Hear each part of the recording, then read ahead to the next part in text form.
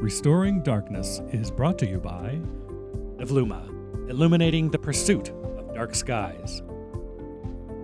Welcome back, darkness lovers. On today's show, I'm honored to be joined by Todd Burlet, a delegate for DarkSky International, which has been the world's leading authority on light pollution since 1988. The president and board member of Starry Skies North, the Minnesota and Mid-Continent Chapter of DarkSky International. Starry Skies North is an all-volunteer 501c3 nonprofit corporation engaged in educational outreach and advocacy in support of their mission to protect the sky, the earth, and all life from light pollution. Todd initiated and leads the Mid-Continent Chapter Incubator, a Starry Skies North initiative to support dark sky advocates in the Mid-Continent region, which includes 6 states and 2 Canadian provinces. By providing them tools, training, online resources, and a support community to assist them in their outreach efforts and to help launch new dark sky chapters. Todd is a member of the American Astronomical Society and the Union of Concerned Scientists, the American Association for the Advancement of Science, and the Society for Light and Lighting. Todd is a retired staff engineer and engineering manager and holds a BA in physics. During his 37-year career in the aerospace industry, Todd developed flight control, navigation, and radar systems for commercial, military, and space markets, and developed 7 patents. He's a pretty cool guy.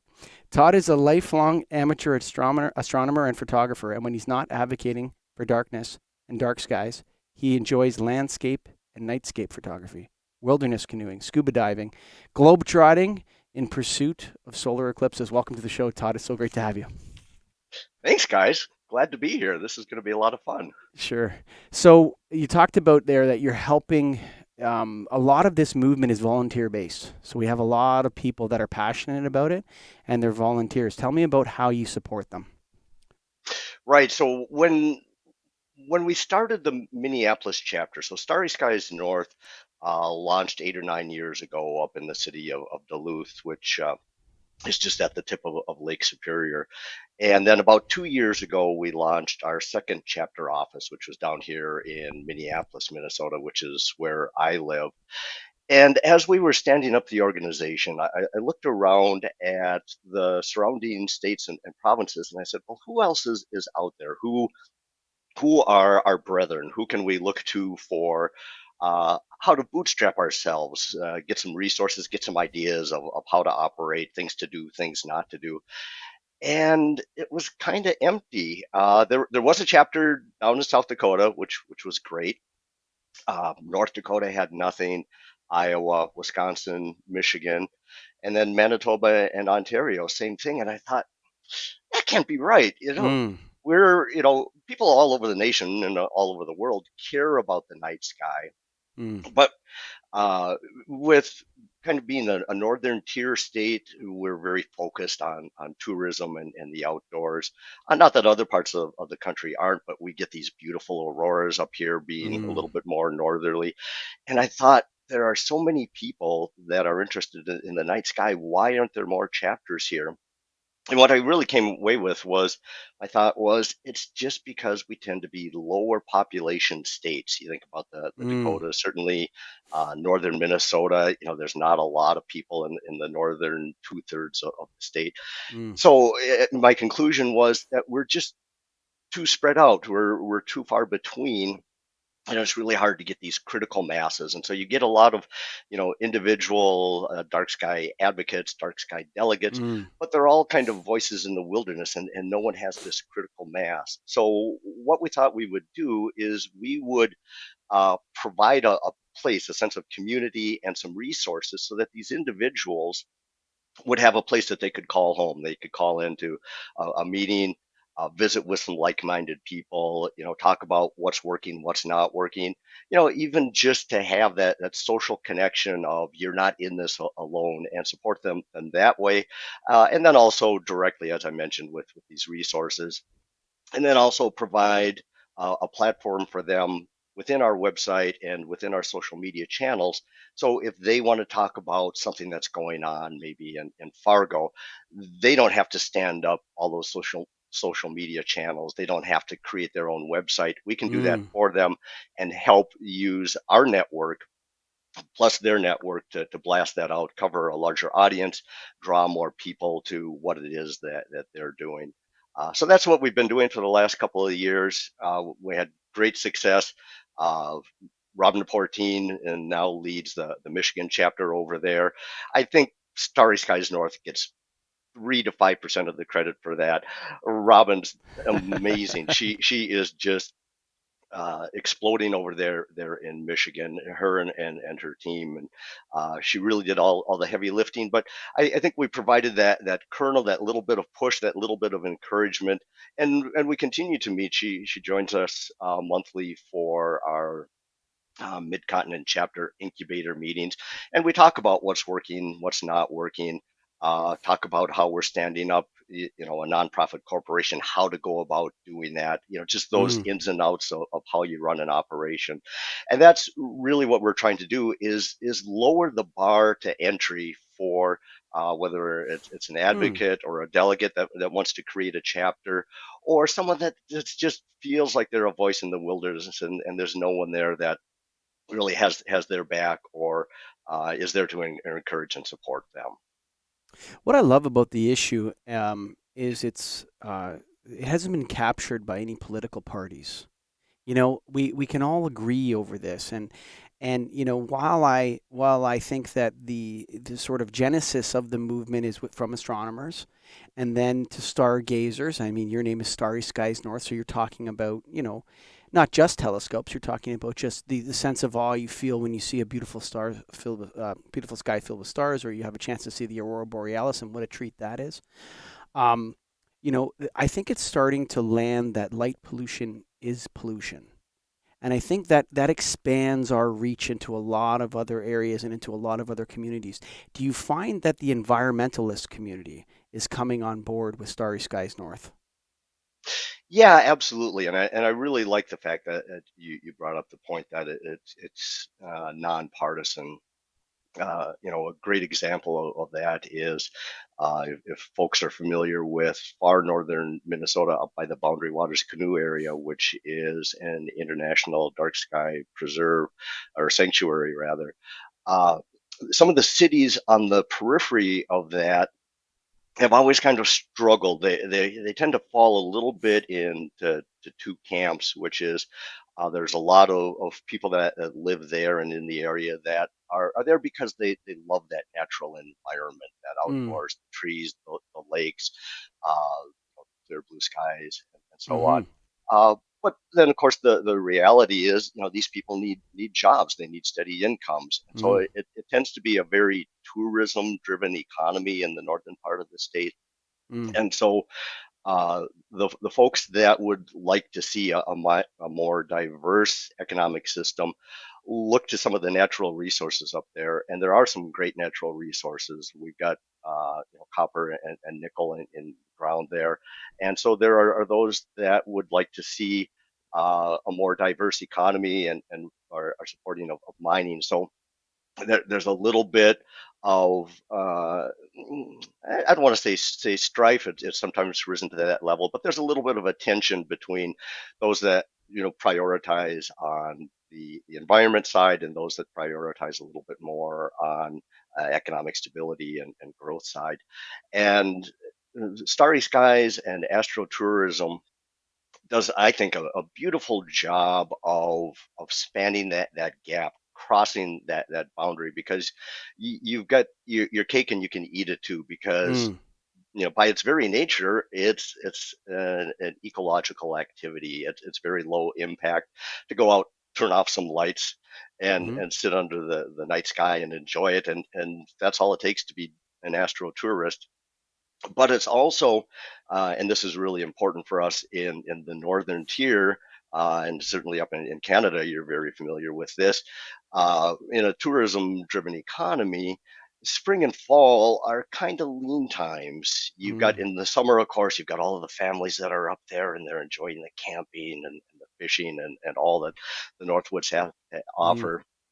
And in the winter, you've got the skiers, you've got the snowmobilers, you've got the sled doggers.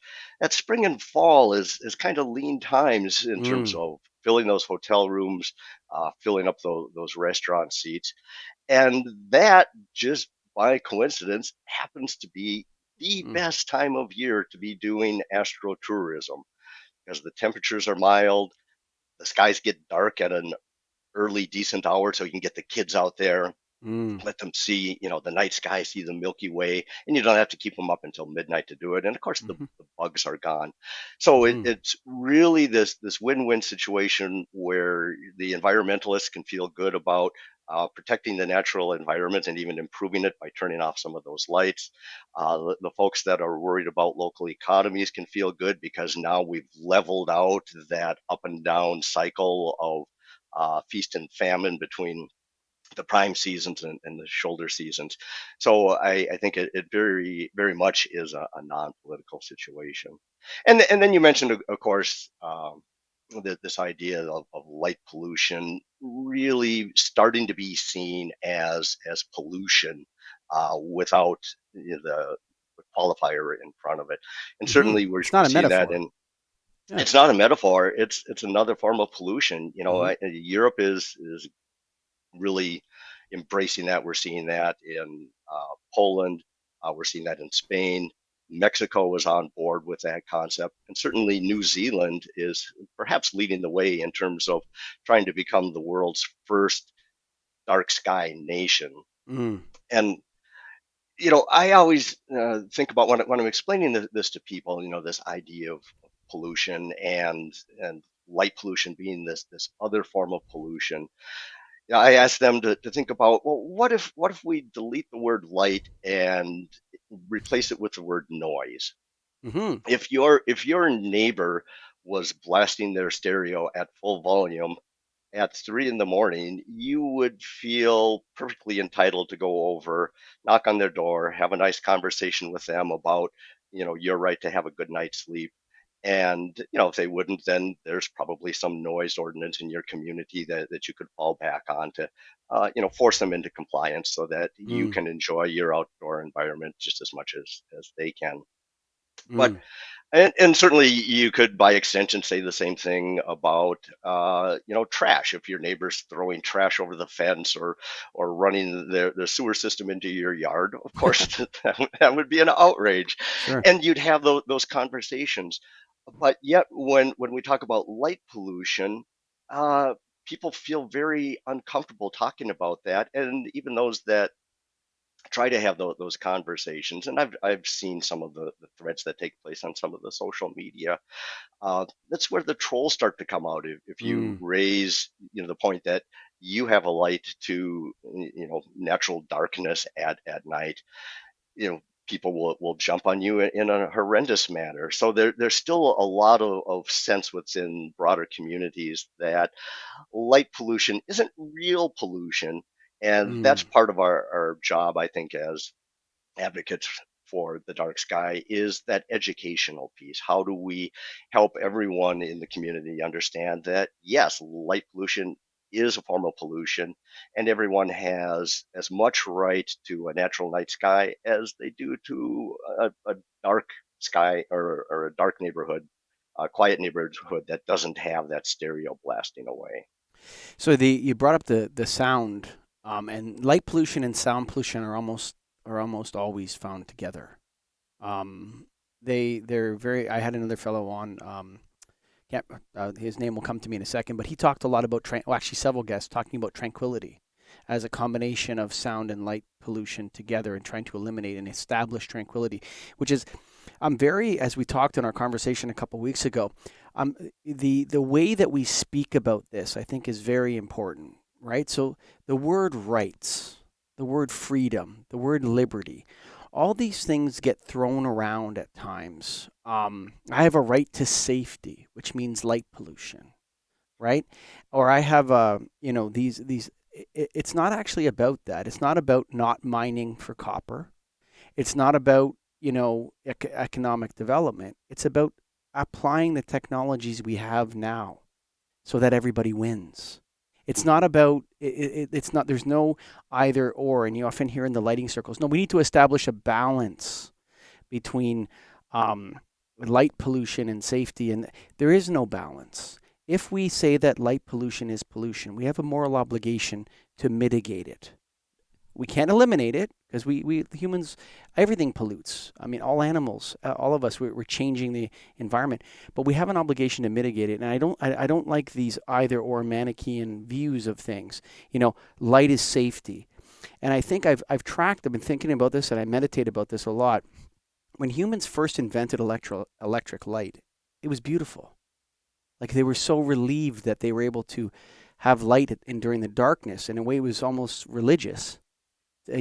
Christ is the light of the world, Todd. These are ideas that archetypes are bound up in us. But I think we've gotten to the point where most people would see, light pollution in people's homes or from a factory as somewhat ostentatious and conspicuous now. And I think we need to get to the point where it becomes grotesque. And we're on our way there. And if you actually arrive, and if you're listening to this where Todd and I are, and you're driving around at night now, or you're looking and you're in a place, the light pollution is grotesque, actually. It's like this, if you're at a quiet lake in northern Minnesota or in Ontario or something like that, and you're lying in a canoe, and then off to one side, there's this hazy glow of light. It is grotesque, Todd, and we can mitigate it massively, and we should. And the lighting industry should be responsible for that. And so this idea that, you can't have your church or your temple lit up. Yeah, you can light your temple up a midnight mass maybe, or your church up a midnight mass. You know what I'm saying?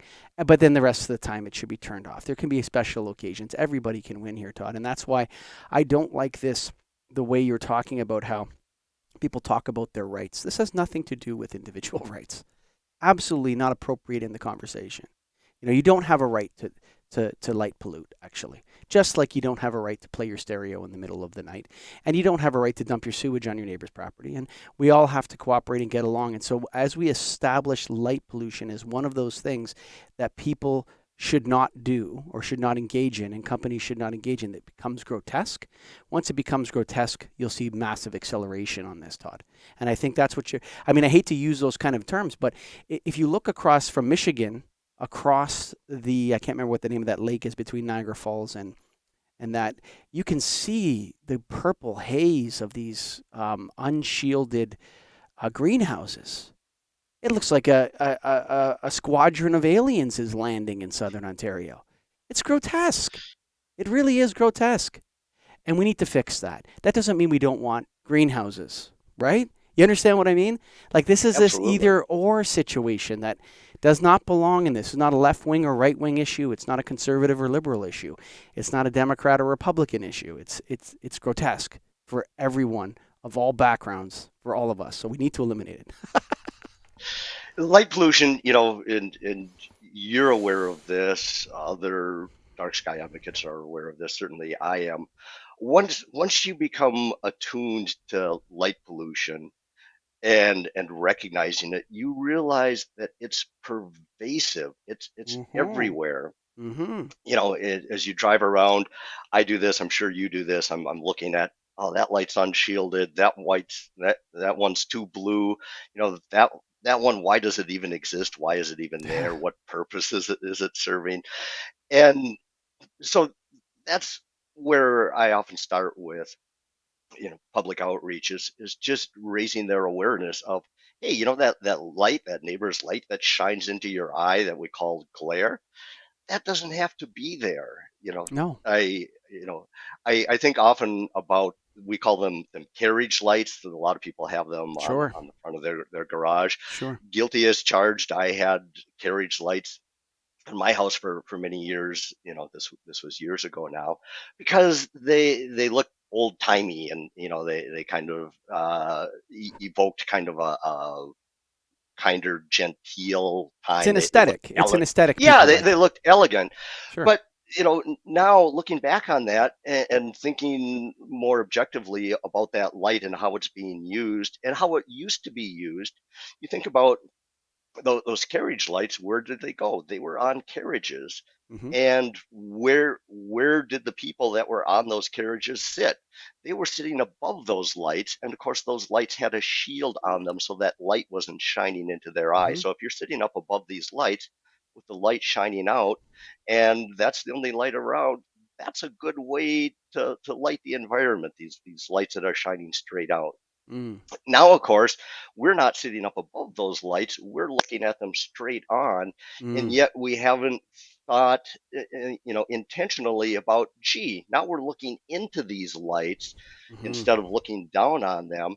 Maybe we should be rethinking how we design these things. And so I think bringing that intentionality, whether it's to the light design or how we're putting those lights on our house, which lights we're putting on our house, bringing that intentionality of thinking about what am I really trying to accomplish here, rather than just, oh, these look really cool. I like this aesthetic, and thinking about how we're going to use that light. I always tell people, light is a tool, and light at night has a real function, has a real purpose and value in terms of whether it's the headlights on our car, providing some light to illuminate a pedestrian that's crossing a crosswalk. Safety and security, obviously a very complex issue, but we can talk about ways that light can help or hinder safety and security and so on. So light as a tool has a place in the nighttime environment, but we need to think about it as a tool and how to use the right tool for the job at hand, and then to put that tool away when you're done with it. I tell people, I have a sledgehammer. I love my sledgehammer. And when I need to break down a wall, I'm reaching for the sledgehammer. Sure. But when I'm hanging a picture on the wall, the sledgehammer is probably not the right tool to use. And light is the same way. We should be thinking more intentionally about what kind of light we're putting on the house or in the street light, and then how we're shielding it, how we're controlling it with a dimmer or a timer, so that we're getting the maximum benefit from that light. It's doing the job we want it to do, but minimum impact in terms of energy use and in terms of impact to the human health and wellness, to the ecosystem. So it's coming back to this intentionality of how Mm. we use light as a tool, and then putting it away when we're done, turning it off, turning it down, putting it on a timer, so that we're not lighting up the environment mindlessly all night long. One of the questions I get often asked is, well, what about Christmas lights? We were talking a moment ago about lighting up a church or a Mm. synagogue. And so people very rightfully ask about, the Christmas lights. What am I supposed to do about that? Am I supposed to, just go home, pull the Christmas lights off my house? And what I tell them is, no, absolutely. Those create a cultural connection for us Sure. back to our religious experience, and how we want to celebrate that. It can provide a little bit of cheer for what's otherwise a very dark time of year. So absolutely, if Christmas lights are a family tradition for you, go ahead and have those on the house, but then put them on a timer. When you go to bed, turn those lights off, unplug them, dim them maybe, because at 3 a.m., guess what? Your neighbors Yeah. aren't noticing the lights. You're not noticing the lights. It's Just exactly turn them. right. Yeah, You're, have create that win-win situation where you get the yes. light, and then the ecosystem gets the darkness. If there's someone there to enjoy the Christmas lights, certainly have them on. But if there's nobody there to enjoy the Christmas lights, it's only laziness and being too rich that allows us to behave that way. You said that electric light at night has a purpose, but so does darkness. And I think we need to Absolutely. acknowledge that darkness as well has a purpose and that it's fundamental to the circadian rhythms of the universe and the world. And this, we're offending the earth revolves around the sun, and it goes from these times of darkness to light. This is fundamental to the process of how life is generated on this planet. And we're offending that. And so we have to go from this beautiful Christmas lights to on at 3 in the morning is a bit ostentatious to conspicuous to grotesque. And so one of the suggestions I give to people, I like to avoid conflict when I can. I don't mind conflict. I don't mind having, an argument with somebody if it matters and it's appropriate. But if we can avoid conflict, we should avoid conflict. Right? And so one of the suggestions I've given, and a lot of people look at me really, really squirrely, like that's weird or whatever. If your neighbor has ridiculously grotesque outdoor lighting at night, write them an extremely polite anonymous letter and mail it to them. And just saying, dear neighbor, I love our community. I'm so happy that we're neighbors and da da da da da. But I don't know if you notice that your lights are very offensive to your neighbors, and we would really appreciate we would really appreciate you dimming them and turning them off, particularly the coach lights that you have at the end of your driveway that shine across the neighborhood. We would appreciate if you turned those off after 10 o'clock. You wouldn't believe, Todd, how effective that is. It's incredibly effective because if you go engage with that person, with you and them, and try to talk to them about light pollution or try to talk to them about, you become the target of their enmity. The acrimony is between them and you. And now you've made an enemy. We don't want enemies. Let it be a mystery that people are not liking you. Very, very, very powerful. It acts the same as the shame mechanism, right? So, and then guess what? I've done this so many times. The only time it doesn't work is with companies. It doesn't work well with companies, but it certainly works well with your residential neighbors. It will. If you're listening to this, folks, I can guarantee you that if you send an anonymous letter to your neighbor who's light polluting or creating light trespass for the other neighbors, they will not know who sent it, and they will certainly turn their lights off, especially if they get the second letter.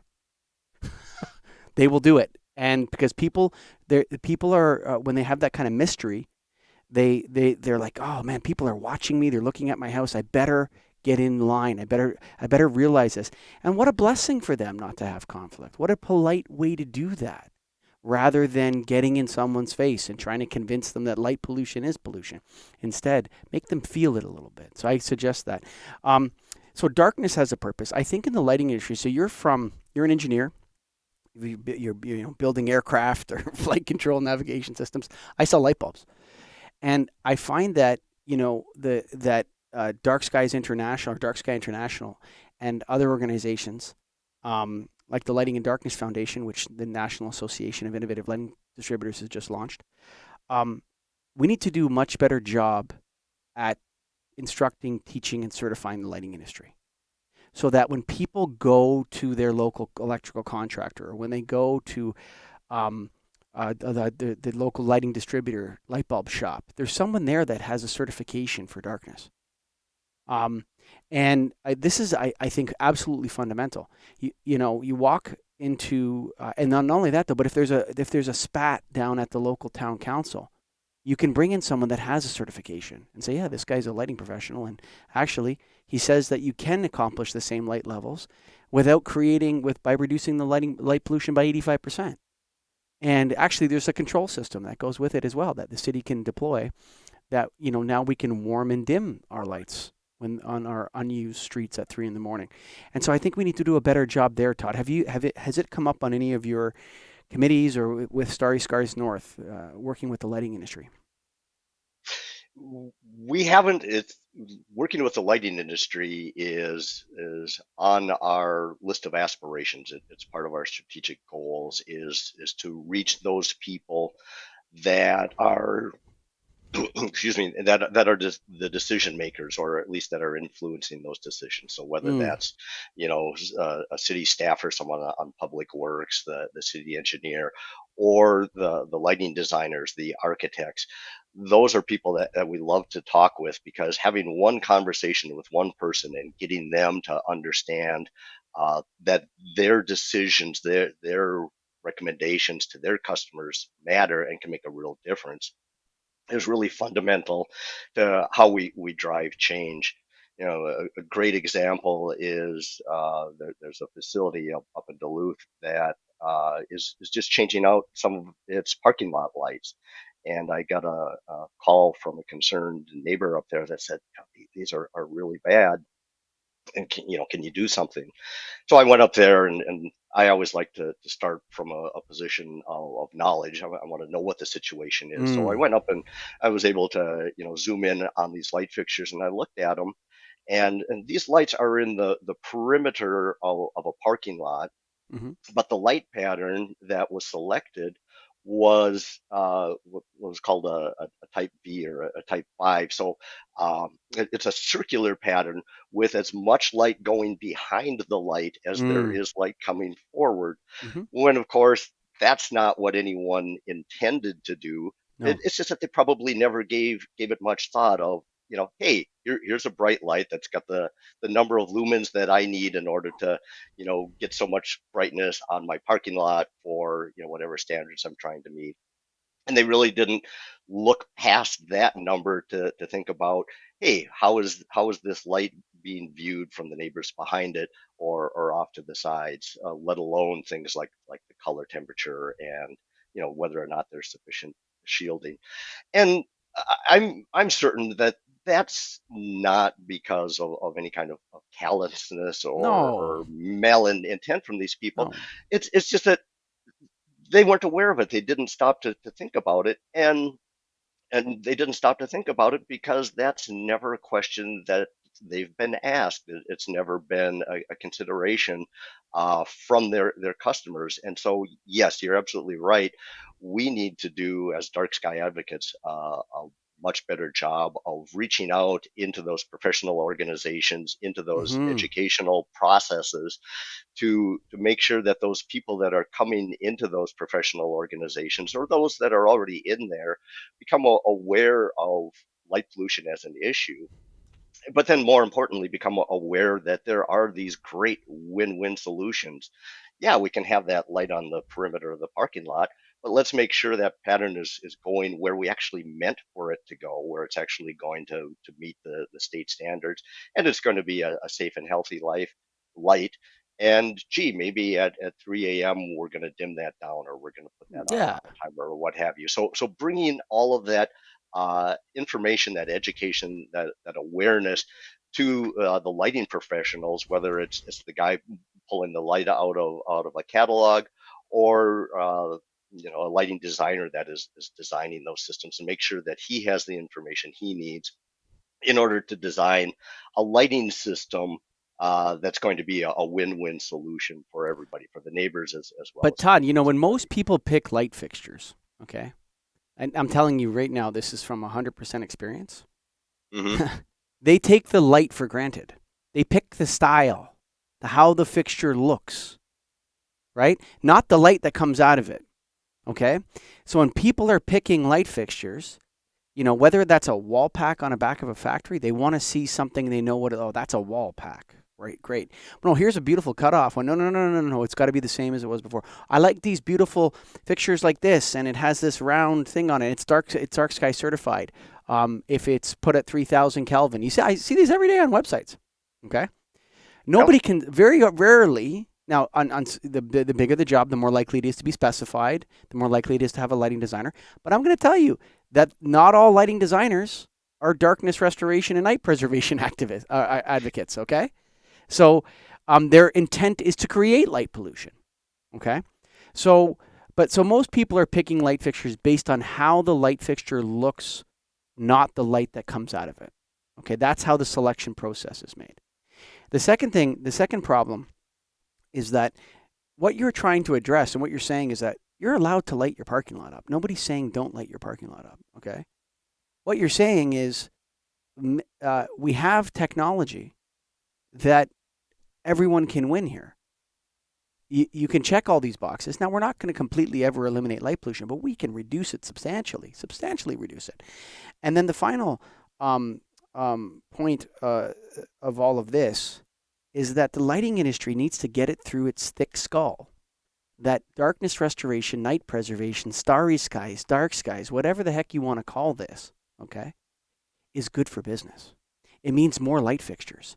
It means all the existing outdoor lighting in North America, probably Europe too, is back in play again. You can convince people to change those things if we learn these principles and we get this through our heads. We have the technology. There's no research and development required.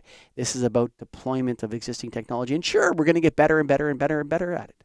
Yes, but there's no excuse not to do this because it sells more light fixtures and the fixtures are going to cost more. And so you're going to make more money and you're going to deliver more energy savings to your clients and you're not going to offend anybody. And if the lighting industry would just get this through their heads that becoming the lighting and darkness industry, not just the lighting industry, preserving darkness, restoring darkness is such a wonderful, amazing financial opportunity for this industry. We need to embrace it, Todd. We need to, as an industry, embrace it. Yeah, I'm all about win-win solutions, Yes. and we've got in Minneapolis, the city of Minneapolis, as in any city, there are more affluent neighborhoods with tend to have lower Sure. crime, and there are neighborhoods with higher BIPOC communities, people lower on the social economic index, that are struggling to get by a little bit, and those areas tend to have higher crime rates, and so there was an initiative that was announced a couple of years ago by someone that was running for office called Get Lit Minneapolis. And the platform was really well intentioned. The idea Mm-hmm. was the individual was concerned about all of the crime Mm-hmm. in their ward, and the idea was if we add enough light, we're going to drive down crime, and that's going to be better for my constituents, the people that live here, that call this home, that people that work here. And so uh, I've engaged with them to talk about the difference between more light and better light. And so we've actually started an initiative for educational outreach that we call Better Light Minneapolis. And the idea isn't that, no, we want all of you in your ward to go home and sit in the dark and live in fear and shut your doors. The idea is, no, we want to provide you the light that is going to help you feel safe at home. And we can have whole hours worth of conversations about the difference between feeling safe and being safe and what lighting Sure. can and can't do for you, but we're not going to go there. But this idea We of might. we can, yeah, we might. But this idea that, the, the turnkey, the go-to solution for the people that want to put these lights in. And again, not because they're evil people, but they're just No. unaware. Is we're going to put in a bunch of 5,000 Kelvin lights on high poles, and we're going to light up this whole area, and there's going to be no darkness on the main thoroughfares. And you can sit down and you can say, all right, well, let's talk about the light that you actually want. What are you trying to achieve, and what is a lighting solution that provides a win-win solution Yeah, but you're for talking you? with when you're talking to people like that, Todd. I'm going to interrupt you a little bit here because I encounter this Yeah, every day in my practice. Right? sure. You're starting off. They're starting off with an axiomatic presupposition that more light equals more safety. Yes. Right? That's their and that's a straw man argument. Okay, so they refuse to accept that their argument requires proof. Your disagreement with them requires the research studies and everything else. And so when you have and these people are well intentioned, but when people talk about lighting, lighting is a understudied mystery to us. Most people don't even know what light is. Darkness is light, is a type of light. Okay. And so we have a lot of learning as a species to become more intelligent about lighting. And so the idea, though, that the straw man always wins, that's the problem. The straw man wins in court. The straw man wins in the insurance disputes. The straw man always wins. If there's an accident in a tunnel and it was caused by glare because somebody left a really highly lit tunnel and exited onto a darker area and their eyes didn't adjust fast enough and there was an accident, it's because there's not enough light. The answer is always more light pollution when it comes to these areas. And so we need to do a better job as a species to become more intelligent. We need to become more intelligent. That's at the heart of this. And then we can't allow straw men to push us around, straw man arguments like that. I would say my response to her would be like, so if you lit your streets up like a prison yard, would people behave like prisoners? I mean, does a prison yard keep people safe? I think it keeps people in prison.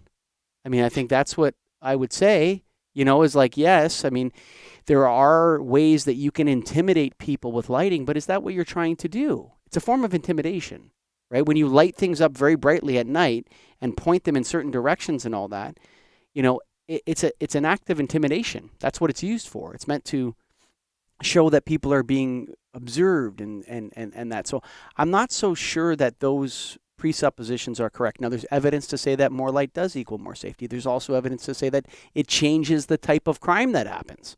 It doesn't lower crime, it just changes it. So we need to become more intelligent. We need to do experiments. We need to have municipalities start to study the effect of streetlights at night in depth, in serious depth, using control systems, automated shielding, dimming and tuning, and different mechanisms, and then allowing neighbors to have control over their streetlights. That's another avenue to get away from the safety. Well, we're actually going to dim them by 90%, Todd. But if you really want to turn them on, you can download the app and you can turn them on for 15 minutes, but then they're going to go back down after 15 minutes. So you'll have to return them on again. Right? Right. And I Yeah. just fascinated on what would happen with that if somebody studied that. I always love the study that came out of Chicago. The city of Chicago has a great database of 300,000 streetlight out reports, and researchers were able to go in, look at the dates that street light out was reported and when that light was repaired, and then cross-reference that with crime reports. Mm-hmm. And what they found was underneath where that light went out, in the immediate vicinity of where it's darker, crime went down. Crime went up in the donut around there. And what the researchers hypothesize is crime went down because the criminals weren't being provided for free the light that they needed in order to commit their crime. So they, wanting things to be easy and simple, hacked up and moved to where there was still enough light for them to carry out their crime. So it's just one example of, it's not that, building off of what you were saying, it's not a simple relationship of bright equals safe and dark equals danger. It's a very complicated relationship, and we do need more studies such as that one that came out of Chicago. We But know yeah, that bright lights absolutely. eliminate vagrancy, right? So Mhm. vagrants won't congregate in brightly lit areas. That's true. They'll go to places that are dark so they can sleep. Oh, what is that telling you? Huh? Like, what is that? When people say that, well, no, because if we dimmed the lights, or we lowered the light level, or we had shielded lighting or whatever, more people would sleep on the streets. Well, I don't think people sleeping on the streets is a lighting problem. Okay, I think that's a different societal problem. But certainly, if you had control over your lights, you could then turn them up for a period of time if you wanted to. Like if you actually wanted to study it and see what would happen, you could try that. But the idea that artificial lighting or electric lighting at night gets rid of homelessness is not a solution to the problem. You're just moving people around.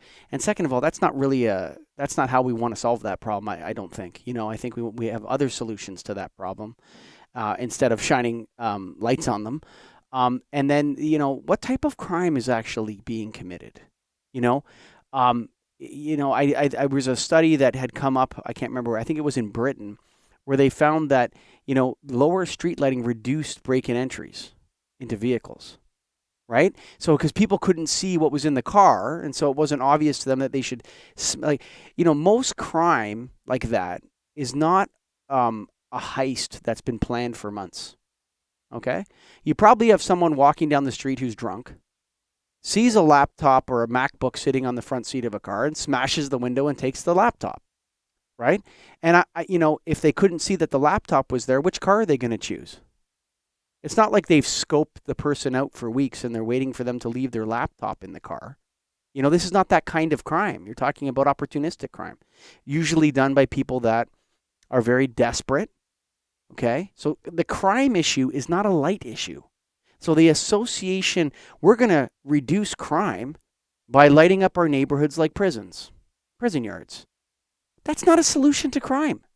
That's not a sociological solution to crime. You need another strategy, bud. You can light this up like crazy. You're not going to reduce the desperation of the person that's willing to smash someone's car window to grab a $200 laptop that they're not even sure they can get into. When you start to really poke at these, light equals safety types, or light reduces crime types, it's like, or light reduces homelessness. It's like, what are you trying to do here? It's like you're trying to get rid of people or something, or you're trying to intimidate them with light. I'm not comfortable with that as a solution, Todd. And I completely agree. You think of, I call it weaponizing. Other people have called it weaponizing light. And you can look at what New York City did with its omnipresence program in terms of putting these light towers and just blasting blue-white light out into the projects in an effort to reduce crime. And there's a fairly flawed study that looked at that said, yep, we actually did it.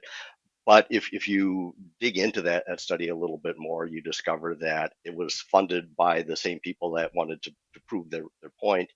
And they didn't consider the human impact, the health and wellness impact of what actually happened is that the people living in the projects were actually driven off of the streets, reducing their quality of life. They were driven into their homes where they had to go out and spend their limited financial resources to buy not one but two layers of blackout curtains so that they could sleep at night.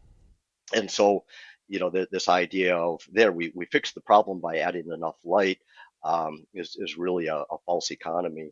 And we've seen that here in Minneapolis and the neighboring city, St. Paul, where people are living on these streets where they put in these 5,000 Kelvin very bright lights on tall poles.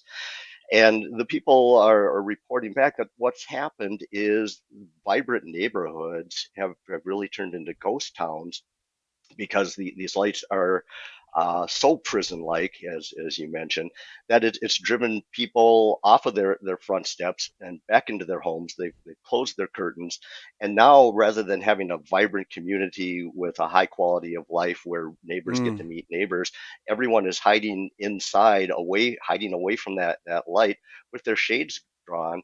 And who's left to run the streets? It's the people that we probably didn't want there in the first place. So you really have to wonder whether that was a net positive or not. So it gets back to this intentionality of, gee, if we had the right number of lumens, we had it shielded so it's not shining into people's first and second story bedroom windows.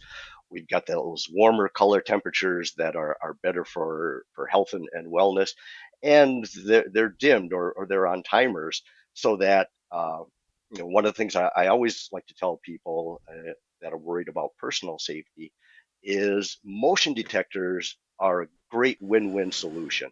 That thing It is isn't definitely works better. That's for sure. Like yeah. definitely scares somebody that's coming if a light comes on for right away for sure. That's proof. Like that doesn't even need to be studied.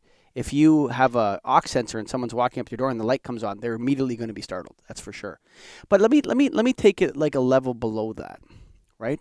So where does the thought process of this light safety coercion come from? So what you're talking about is it's a policing issue. So they've turned safety into a policing issue, which is it's safety and crime are not policing issues. Policing is with the incidence of crime. It's not the strategy to eliminate crime or reduce crime. Those are two different things. Policing and crime reduction, policing is a part of crime reduction, just like advertising is part of a marketing strategy. But there's five fingers, on the marketing: promotion, public relations, publicity, sales, and advertising. Right?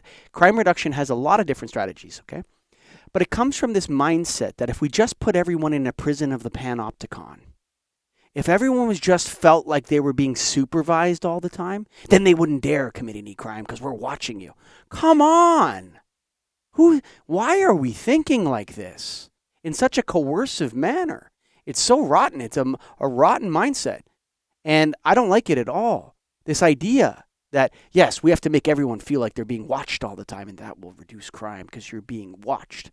Like we can't buy into this long term. It's really, really sad actually. Especially at a place like Minnesota or these smaller communities up north. And it's just we can't treat one another like that. We're going to get rid of homelessness by shining lights on them. Come on. And I think a lot of it comes down to municipalities and other organizations looking for quick, simple, cheap solutions. I can put up a light, turn that light on, problem solved. I've addressed crime in my community and in my city. And you're spot on that it's not that simple. It's a societal issue. Preventing crime is multifaceted, and can often take years. Will take years. We've been trying to prevent crime since the dawn of time, and we're still working at it. And this notion that we can light our way out of crime, I tell people, if that was the case, then we wouldn't need police during the daytime, right? Because there would be no Mm-hmm. crime when the sun is out. Well, obviously that's facetious. That's not true. So right there, it's intuitively and immediately obvious that having enough light, having more light, is not going to prevent crime. Uh, It's and gonna it people might don't seem to move pick up on crime. that. It might move crime. It might change the types of crimes that are committed. But this is not a solution to this problem. It's not even moral to consider it as a solution. I find it offensive that whether they're people of color or whatever people they are, we should not have this mindset of coercion.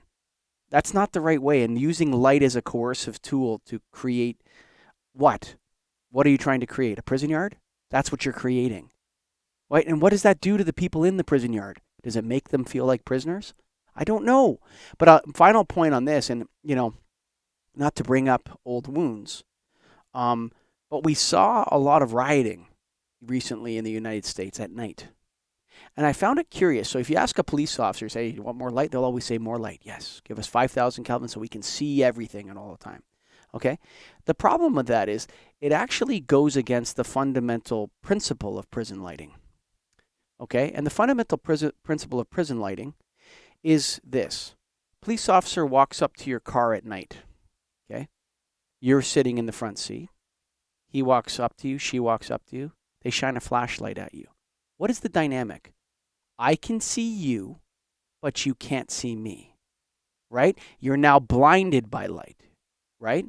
And so they can see if Exactly. you're armed or whatever. And so there's immediately a hierarchy created because you don't know who I am. You don't know if I'm holding a gun out. You don't know what I'm doing. So it creates, it's deer in the headlights, right? Someone's sitting in their car. They can't see the cop. The cop says, roll down your window. They're shining a light right in your eye, sniffing for alcohol, whatever it is, right?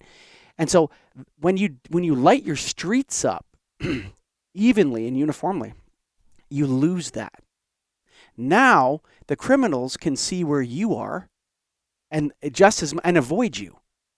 And so I would submit, I don't know this to be a fact, but I would submit that 5,000 Kelvin uniform or 4,000 Kelvin uniform streetlights increases the type of crime like rioting. Because I would bet you dollars to donuts that if somebody had said, you know what we're going to do while these people seem to be getting a little bit rowdy, this protest seems to be infiltrated by, some people that are not peaceful, and they're stirring up the crowd, they're causing trouble, whatever. It's nighttime. I bet you if they started to warm and dim those lights, I bet you if they did this, I'd love to see this studied, although it wouldn't be a good study. But if they just started to warm and dim those lights, it would be a cue for people to go home. It would tell them the party is over, buddy.